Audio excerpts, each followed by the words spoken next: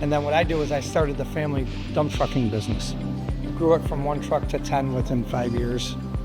And in 22, we had one crash, flip over. And we had to come here because they're known for bending the big trucks and the frame cages.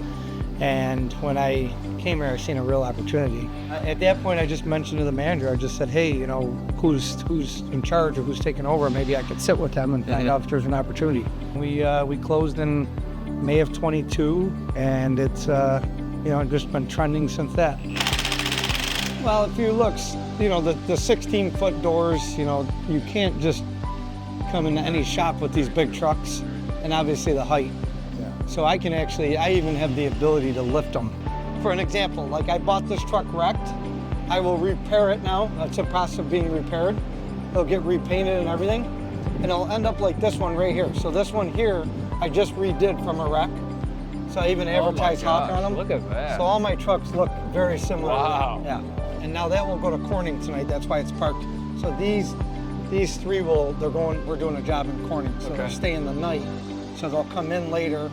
They'll stay the night in the hotel. They'll send it down for a couple days worth of, I say it's in the spa.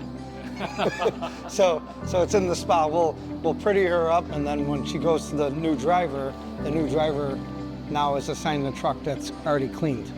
We can work on them from the underside, so we don't need to lift them.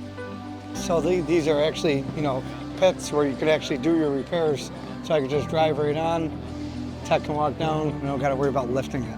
When it comes to emergency vehicles or school buses, we get them right in. Where you might call me and say, hey, how long before you could work on my, you know, regular pickup truck? I might tell you it's a week to 10 days out.